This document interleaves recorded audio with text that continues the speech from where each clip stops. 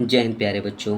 कैसे हैं आप लोग? उम्मीद करेंगे कि आप लोग बहुत ही अच्छे होंगे। तो बच्चों, मैं लेकर के आ चुका हूं आपके सामने लुसेंट किताब का साथियों निचोड़ जीके जीएस का शानदार क्लास बच्चों, जो कि डेली का आपके सामने क्लास लेकर के आता हूं। जीके जीएस का बच्चों शानदार क्लास, वो भी भारत के बच्चों जितने भी एग्ज़ाम हैं वो सभी एग्ज़ामों के लिए बच्चों, जिसमें जीके जीएस होते हैं वो सभी एग्ज़ामों के लिए मैं जीके जीएस का शानदार क्लास आपके सामने लेकर के आता हूं, ताकि बच्चे भारत के चपरासी से लेकर के यूपीएससी लेवल तक के भी एग्ज़ाम में बैठे ना, तो जीके जीएस का एक भी प्रश्न बच्चों छूटे ना। अभी बच्चों फ़िलहाल में एनटीपीसी का एग्ज़ाम चल रहा है। सभी बच्चे एनटीपीसी में जो बैठे होंगे हमारे साथ क्लास होंगे, वो देख लिए होंगे बच्चों कि जीके जीएस का जो प्रश्न है वो किस तरीके से बन जाता होगा। डाटा बच्चों सेम मिल जाएगा, कहीं कहीं तो बच्चों डाटा सेम मिल जाएगा। जैसे क्वेश्चन नंबर फर्स्ट आया तो सेम मिल जाएगा बच्चों, और नहीं तो जो मैं एक्स्ट्रा का बताता हूँ उसमें से मिलेगा, लेकिन मिलेगा बच्चों तो यहीं से मिलेगा, क्योंकि मैं हर एक प्रश्न के हर एक पहलू पे चर्चा करता हूँ बच्चों, हर एक लम्हे पे चर्चा करता हूँ। बच्चे का प्रश्न छूटेगा नहीं। ठीक है साथियों, तो सभी बच्चे ये क्लास को पूरा कीजिएगा, और पूरा करने के बाद बच्चों कमेंट बॉक्स में सभी बच्चे कमेंट करेंगे कि सर ये जो क्लास है ना वो कैसा आपको लगा है, ये ज़रूर बताइएगा। ठीक है, अगर अच्छा लगा जिस बच्चों को, वो सेशन को लाइक करेंगे, और जिन बच्चों को अच्छा नहीं लगेगा वो सेशन को डिसलाइक करेंगे। ठीक है, कोई भी अदर टीचर आपको नहीं बोलेंगे साथियों कि आप लाइक करें और डिसलाइक करें। डिसलाइक करने के लिए कोई नहीं बोलेंगे, लाइक करने के लिए सब बोलेंगे, लेकिन मैं बच्चों आपके पसंद से बोलता हूं, ताकि बच्चों को जो अच्छा लगेगा वही करेंगे। लाइक करें, अच्छा लगे तो, ना लगे तो डिसलाइक करेंगे। अपने दोस्तों, भाई बहन, रिश्तेदारों, सगे संबंधियों के पास सेशन को शेयर कर दीजिएगा। ज़्यादा से ज़्यादा बच्चों तक शेयर करें। अगर सेशन अच्छा लगता है बच्चों, हमारे साथ जुड़कर आपको फ़ायदे हैं, तो सभी बच्चे हमारे साथ जुड़ जाइएगा, और चैनल को बच्चों सब्सक्राइब करके घंटी को दबाकर बेल आइकन को ऑल पे सेट कर दीजिएगा, ताकि क्लास लेकर के जो आते हैं उसका नोटिफिकेशन मिले और आप सही समय से क्लास अटेंड कर सकेंगे। पीडीएफ चाहिए मेरे दोस्त लोग, तो टेलीग्राम का जो लिंक है ना वो डिस्क्रिप्शन में दिया गया है। सभी बच्चे टेलीग्राम से जुड़ जाइएगा। ठीक है दोस्तों, इतना कर लीजिएगा। तो चलेंगे बच्चों आज का इस सेशन का पहले प्रश्न की ओर। देखिएगा पहला प्रश्न क्या कहता है, और बोलिएगा कि सर ये 5वां प्रश्न क्यों है।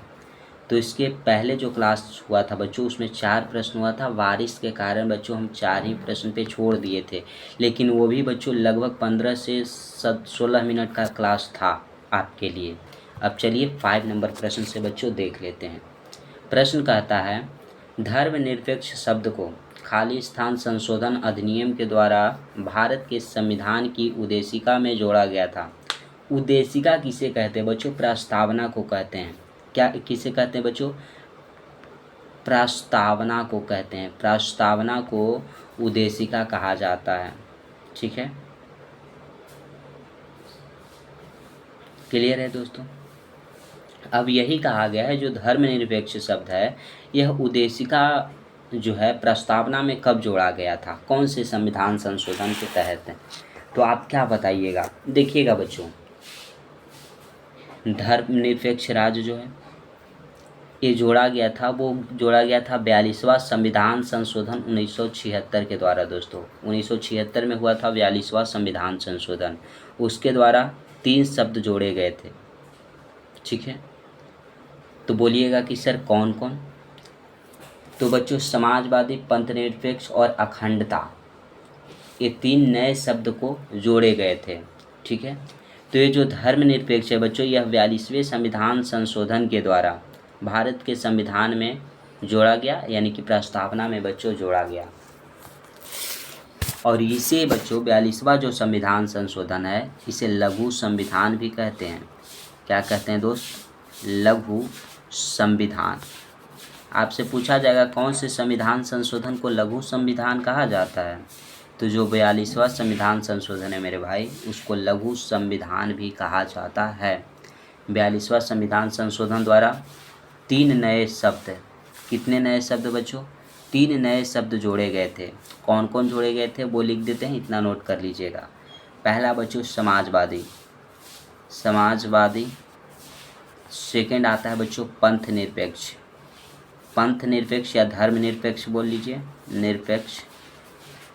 और फिर जोड़ा गया था बच्चों थर्ड नंबर में अखंडता, अखंडता। ठीक है, ये 3 नए शब्द जोड़े गए थे 42वां संविधान संशोधन के तहत। आगे आता है बच्चों, आगे इसी में चलते हैं। ये बच्चों है सातवां जब संविधान संशोधन हुआ बच्चों, इसमें से भाग जो आपके भाग कितने हैं आपके बच्चों, संविधान में अगर भाग की संख्या पूछा जाए तो 25 है, लेकिन जब 7वां संविधान संशोधन हुआ तो उसमें से 7वां और 9वां भाग को समाप्त कर दिया गया था। क्या कर दिया गया था? समाप्त किया गया था।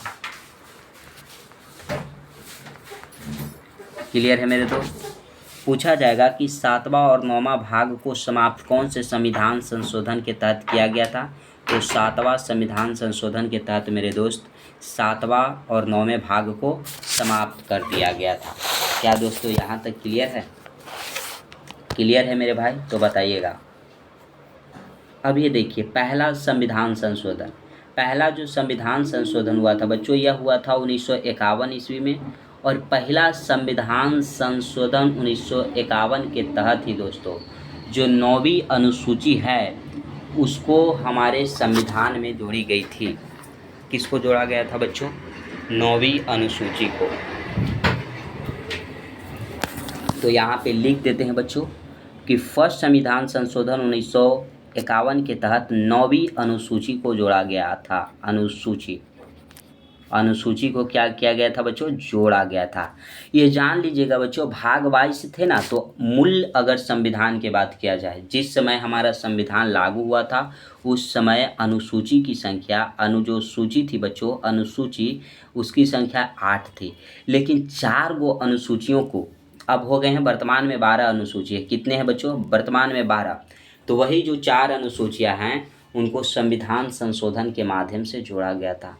जैसे 9वीं अनुसूची को जोड़ा गया था बच्चों किससे? पहले संविधान संशोधन 1951 के तहत। ठीक है, इतना सभी बच्चे नोट डाउन कर लीजिएगा।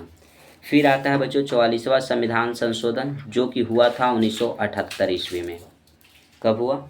1978 ईस्वी में 44वां संविधान संशोधन हुआ। इसमें बच्चों संपत्ति के अधिकार का वर्णन किया गया है। संपत्ति के अधिकार, संपत्ति के अधिकार। ये जो संपत्ति का अधिकार था ना बच्चों, ये हमारा मूल अधिकार था, जिसको 44वां संविधान संशोधन द्वारा हटा करके इसे कानूनन अधिकार बना दिया गया। संपत्ति के अधिकार को 44वां संविधान संशोधन द्वारा कानूनी अधिकार बना दिया गया,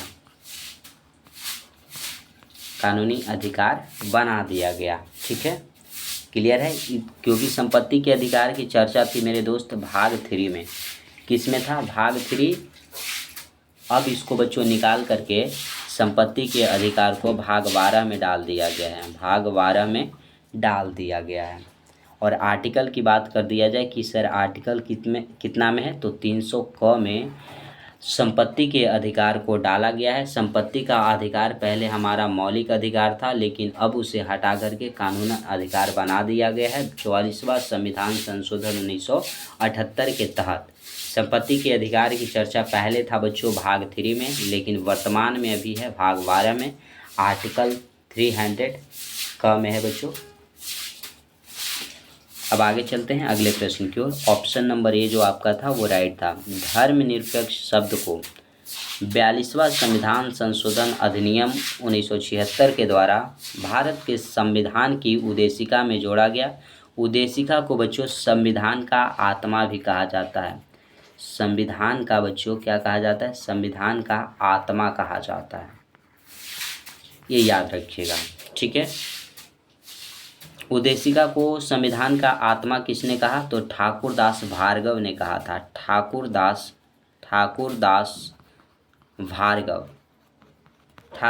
भार्गव ने साथियों उद्देशिका को यानी कि प्रस्तावना को संविधान का आत्मा कहा था। अगला प्रश्न देखिएगा। प्रश्न कहता है कि 4 मूलभूत अधिकारों में से एक का चयन करें जो भारत के नागरिकों और विदेशियों के लिए उपलब्ध होता है। आंसर कौन सा हो जाएगा? धर्म, कुल, लिंग, जाति या जन्म स्थान के आधार पर भेदभाव का निषेध, सार्वजनिक रोजगार के विषय में अवसर की समानता, भाषा, लिपि और अल्पसंख्यकों की सांस्कृतिक का संरक्षण, धार्मिक मामलों का प्रबंध करने की स्वतंत्रता। बताइएगा साथियों। 4 मूलभूत अधिकारों में से एक का चयन करें जो भारत के नागरिकों और विदेशियों के लिए उपलब्ध है। 4 वो बच्चों मूलभूत अधिकार है, ठीक है। उसमें से कौन सा अधिकार है जो भारत के नागरिक और विदेशों के नागरिक दोनों के लिए उपलब्ध है? तो ये बच्चों धार्मिक जो मामलों का प्रबंध है, ये बच्चों भारतीय और विदेशियों के लिए भी उपलब्ध है। आर्टिकल 26 में इसका वर्णन किया गया है, ठीक है। क्लियर है साथियों? अगले प्रश्न पे चलेंगे। अगला देखिएगा, अगला प्रश्न क्या कहता है। प्रश्न है कि निम्नलिखित में से कौन सा शैल का उदाहरण नहीं है? शैल यानी बच्चों चट्टान का उदाहरण नहीं है, कौन सा है? Asphalt, cyst, granite, basalt. तो यहाँ पे बच्चों देखिएगा, एस्फॉल्ट जो है यह चट्टान का उदाहरण नहीं है, एग्जाम्पल नहीं है। सिस्ट है बच्चों, ग्रेनाइट भी है, बेसाल्ट भी है, तीनों है, ठीक है। चट्टान बच्चों 3 प्रकार के होते हैं। कितने प्रकार के होते हैं? अगर रॉक मतलब होता है बच्चों चट्टान, क्या होता है? चट्टान। शैल किसे कहा जाता है? तो चट्टान को। तो चट्टान होते हैं 3 प्रकार के। बोलेंगे कि कौन कौन? कौन कौन साथियों? तो एक होता है अग्नेय चट्टान, अग्नेय चट्टान। एक हो जाता है बच्चों अवसादी चट्टान, अवसादी चट्टान। और एक हो जाता है कायांतरित या रूपांतरित चट्टान बोल सकते हैं, यहाँ पे लिख देते हैं कायांतरित, कायांतरित चट्टान। ये 3 प्रकार के चट्टान होते हैं, जिसमें से पूछा गया बच्चों कि आपको यहाँ पे कि कौन सा चट्टान का उदाहरण नहीं है, तो ऐसा फाल्ट जो हो जाएगा यह चट्टान का उदाहरण एग्जाम्पल नहीं है। ऑप्शन नंबर ए आपका राइट आंसर हो जाएगा। सभी बच्चे ऑप्शन ए को लॉक कर लीजिएगा। अगला प्रश्न, प्रश्न कहता है कि वह मेरिडियन है जिस पर भारतीय मानक समय आधारित है। वह कौन सा मेरिडियन है जिस पे भारत का मानक समय आधारित है? ये देखिएगा दोस्तों, ये हमारे पृथ्वी है। पृथ्वी ये 0 डिग्री देशांतर रेखा हो जाता है। 0 डिग्री यहाँ पे देशांतर रेखा, देशांतर रेखा बच्चों, रेखा। और ये हो जाता है हमारा 0 डिग्री अक्षांश रेखा, 0 डिग्री अक्षांश रेखा, अक्षांश रेखा। सभी देश जो है बच्चों अपने समय का जो निर्धारण करता है 0 डिग्री देशांतर रेखा से ही करता है। अगर भारत का मानक समय रेखा बोला जाए तो मानक समय रेखा बच्चों भारत हमारा है कहाँ पे? भारत हमारा यहाँ पे देखने को मिलता है बच्चों, कहाँ पे? यहाँ पे। और यहाँ से गुजरती है 82.5 डिग्री, 82.5 डिग्री पूर्वी देशांतर रेखा। क्या बच्चों? 82.5 डिग्री पूर्वी देशांतर रेखा जो भारत का मानक समय रेखा है और भारत के 5 राज्यों से होकर के गुजरती है। कितने राज्यों से होकर बच्चों? 5 राज्यों से होकर के गुजरती है। बच्चे कहेंगे कि सर कौन कौन सर?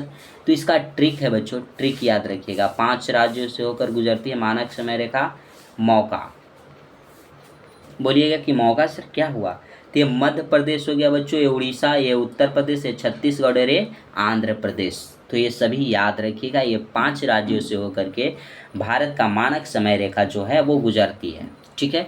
यहाँ पे बच्चों उत्तरी अक्षांश में हमारा 23.5 डिग्री, 23.5 डिग्री, इसे बच्चों कर्क रेखा कहते हैं। कर्क रेखा जो भारत के लगभग बीचों बीच से होकर गुजरती है और भारत के 8 राज्यों से होकर गुजरती है।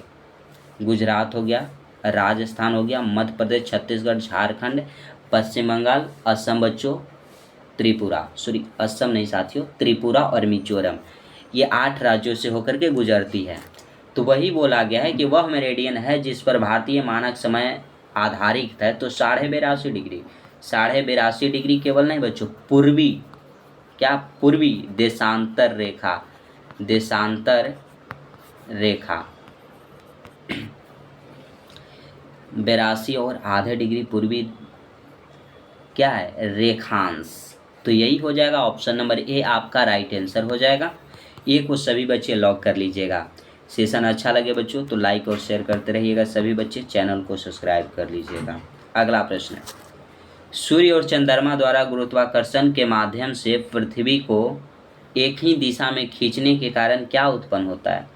सूर्य और चंद्रमा द्वारा बच्चों, सन है, ये मानी कि सन है बच्चों, सन है, और ये आपका क्या है, मून है। सूर्य और चंद्रमा के मध्य से पृथ्वी की दिशा में खींचने के कारण क्या उत्पन्न होता है?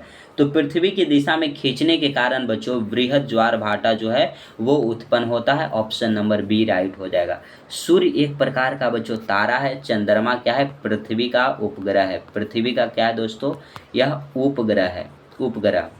पृथ्वी का अगर एकमात्र उपग्रह पूछा जाए तो चंद्रमा हो जाएगा। पृथ्वी का एकमात्र प्राकृतिक उपग्रह चंद्रमा है, और चंद्रमा पर बच्चों जीवन संभव हो सकता है। ऐसे है, थोड़ा सा है बच्चों, लेकिन उतना भी नहीं है, वहाँ पे ऑक्सीजन नहीं, बहुत कम मात्रा में है।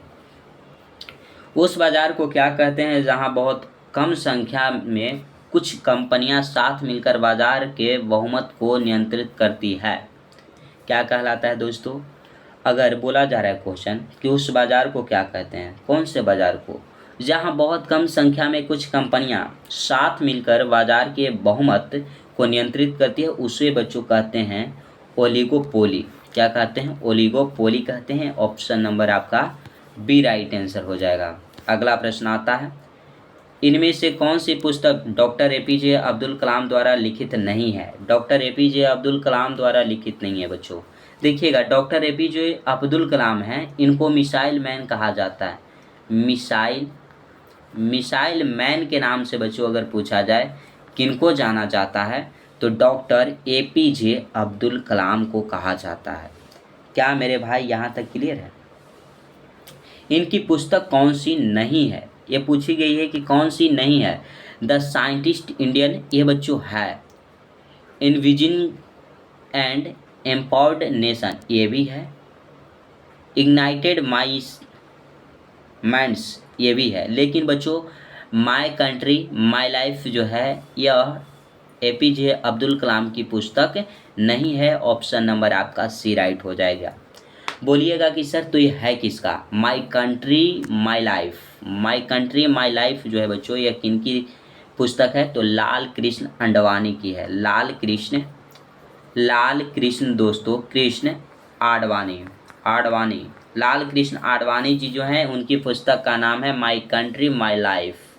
जो कि बच्चों लाल कृष्ण आडवाणी जो है यह उप प्रधानमंत्री भी रहे हैं। क्या रहे हैं? अगर प्रधानमंत्री की बात किया जाए, प्रधानमंत्री तो रहे हैं बच्चों, लेकिन कब से कब तक रहे हैं? तो 2002 से बच्चों 2004 तक उप प्रधानमंत्री रहे हैं लाल कृष्ण आडवाणी जी, जिनकी पुस्तक का नाम है माय कंट्री माय लाइफ। ठीक है। एपीजे अब्दुल कलाम जो कि मिसाइल मैन के नाम से उनको जाना जाता है, परमाणु बम उन्होंने ही बनाया है बच्चों। हमारे देश को मिसाइल के रूप में वही आगे बढ़ाए हैं। अगला प्रश्न देखिएगा, प्रश्न क्या कहता है? ऑप्शन सी को लॉक कीजिएगा। चैनल को अभी तक सब्सक्राइब नहीं किए तो सभी बच्चे सब्सक्राइब कर लेंगे। पीडीएफ के लिए टेलीग्राम से जुड़ जाइएगा दोस्तों।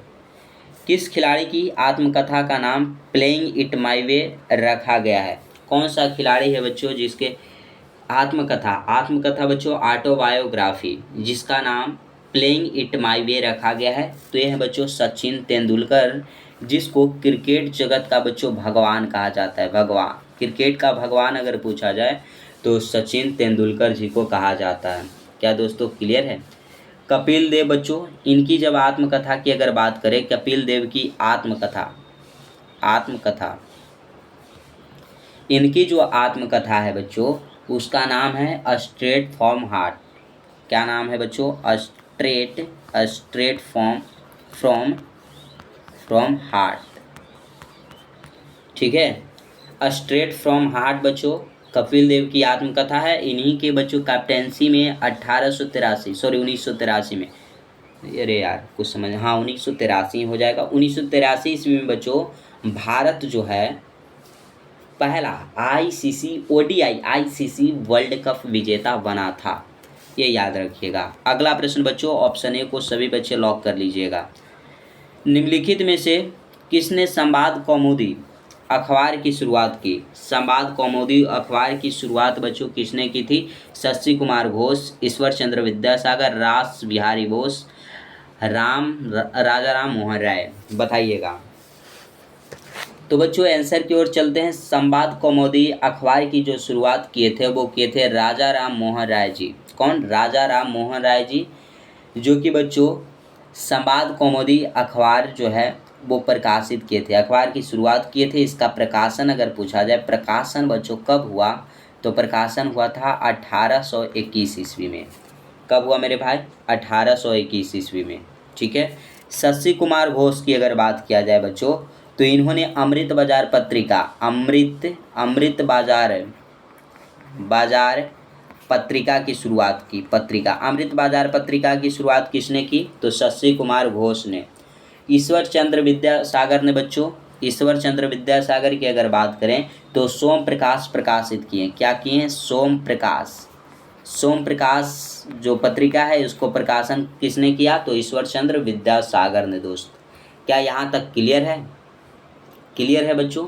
राजा राम मोहन राय की बच्चों अगर और भी बात किया जाए तो इतना नोट कीजिएगा। बात करते हैं बच्चों, थोड़ा सा ऊपर कर लेते हैं, क्योंकि राजा राम मोहन राय जी के बारे में फुल डिटेल में जानने वाले हैं।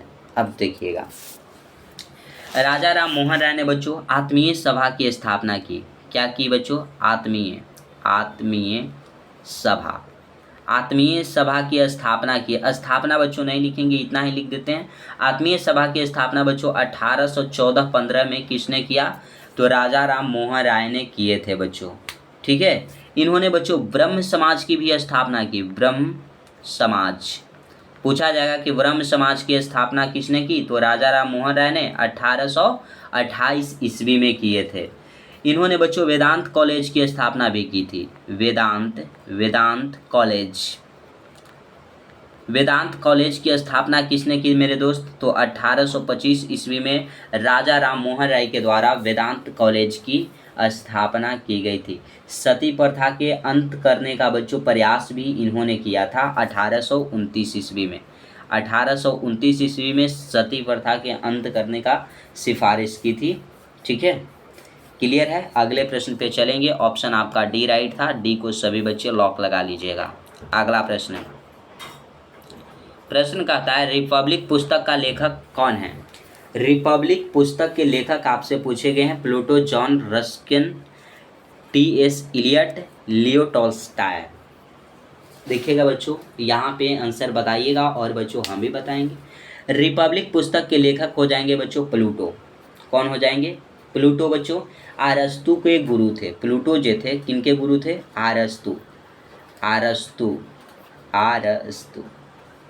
अरस्तु के क्या थे बच्चों? गुरु थे। अगर अरस्तु के गुरु पूछा जाए तो प्लूटो हो जाएंगे, और प्लूटो के गुरु अगर पूछा जाए बच्चों तो सुकरात हो जाएंगे। सुकरात जो है वो प्लूटो के क्या थे? गुरु थे। तो इतना नोट डाउन कर लीजिएगा। अब बच्चों जानकारी लेते हैं जॉन रस्किनी की पुस्तक का नाम क्या था? The seven lamps.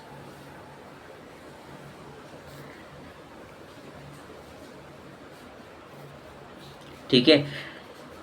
T.S.. Elliot का बच्चों पुस्तक था द वेस्टलैंड। क्या था? द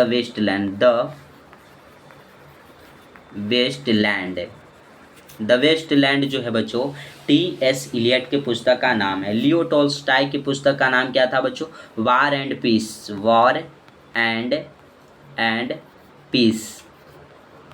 बच्चों। वॉर एंड पीस किन की रचना है? तो लियो टॉल्स्टॉय का। द वेस्टलैंड किन की रचना है?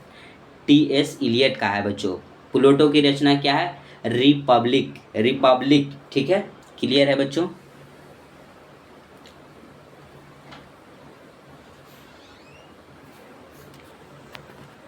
अगला प्रश्न है, नेक्स्ट प्रश्न देखिएगा। हिंदी दिवस हर साल कब मनाया जाता है? आपसे क्वेश्चन पूछा गया है मेरे दोस्त कि हिंदी दिवस जो है हर साल किस तिथि को मनाया जाता है? तो यह 14 सितंबर को मनाया जाता है बच्चों।